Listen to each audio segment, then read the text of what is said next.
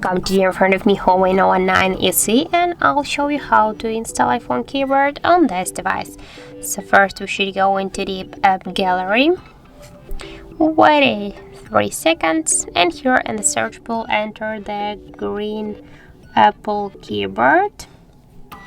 And now we have to get this first application, so tap to install.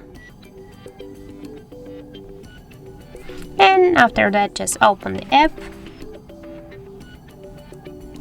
Here click enable in settings. Near the green Apple keyboard click once on the switcher, tap OK, again OK.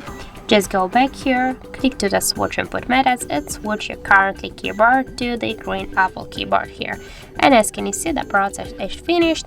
And now we'll go somewhere, for example here into the search pool, and here we can see the look of our new device keyboard.